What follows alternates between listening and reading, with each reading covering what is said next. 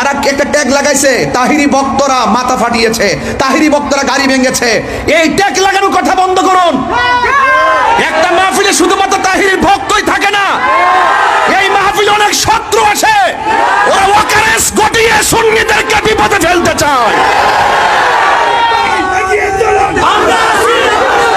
প্রশাসনের প্রতি শ্রদ্ধা রেখে বলছি, শান্তিপ্রিয় মাহফিলে যখন আপনি 94% মুসলমানদের দেশে এই হাজার হাজার মানুষ যারা ওয়াজ শুনতেছেন, হঠাৎ করে যদি আপনি মাহফিলে এসে বলেন যে এই মাহফিল করা যাবে না, অনুমতি নাই, এই কথাটা যদি মাহফিলের একদিন আগে বলতেন কমিটিকে, দ্যাটস অল রাইট। যখন আপনি হাজার হাজার লোকের সামনে এসে এই কথা বলে অনুমতির দোহাই দিয়ে মাহফিলটা বন্ধ করার কথা বলবেন, সেখানে হাজার হাজার মানুষ আপনার বিপরীতে চলে যাওয়াটা স্বাভাবিক। এটা তো আপনি উস্কানি দিলেন, অথচ উল্টা আমাকে বলা হয়েছে আমি নাকি মাহফিল উস্কানি দিয়েছি, দেওয়ার কারণে ঘটনা ঘটেছে।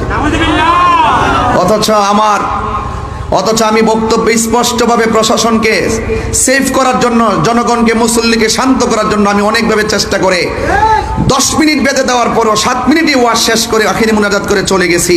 এরপরে কে বা কারা কোন ঘটনা ঘটাইছে তদন্ত না করে আমাকে প্রতিহিংসার বশীভূত হয়ে বিভিন্ন ধরনের কুচক্রি মহলের পাল্লাই পড়ে। আমি মনে করি প্রশাসন কাজটা ভালো করে নাই, ঠিক কিনা বলেন?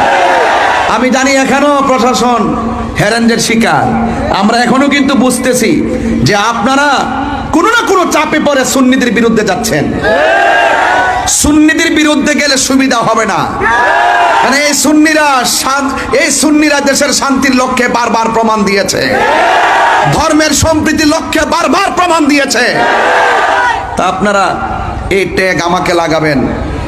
গতকাল এক মাহফিলে গেলাম, আবার আজকে নতুন খবর এখানে ওঠার আগে মাহফিলে গিয়েছি, 1.5 ঘন্টা সুন্দরভাবে আলোচনা করে ক্যাম্প করেছি, মুনাজাত করেছি, ঘরে গিয়েছি, খাওয়া দাওয়া করেছি।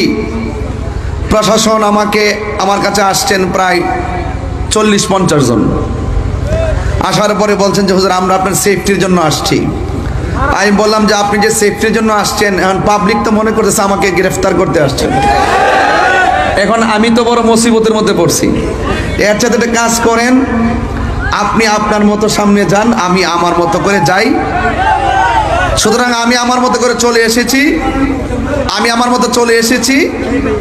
আমি আজকে শুনলাম আমাদের বিজয়নগর থানার ওসি মহোদয় সুন্দর করে বক্তব্য দিতেছে, তাহিরি ওয়াজের ভিতরে সরকার বিরোধী কথা বলছে, রাষ্ট্রদ্রোহী কথা বলছে।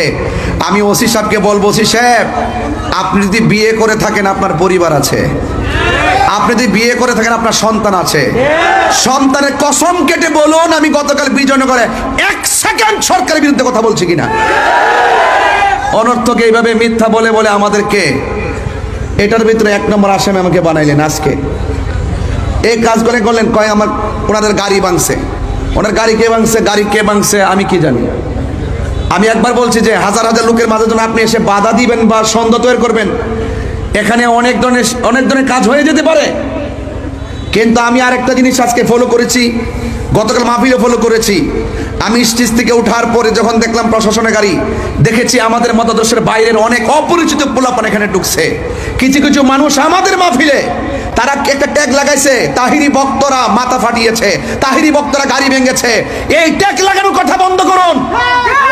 একটা মাহফিলে শুধুমাত্র তাহিরি ভক্তই থাকে না, এই মাহফিলে অনেক শত্রু আছে, ওরা ওয়াকারেস গটিয়ে সুন্নি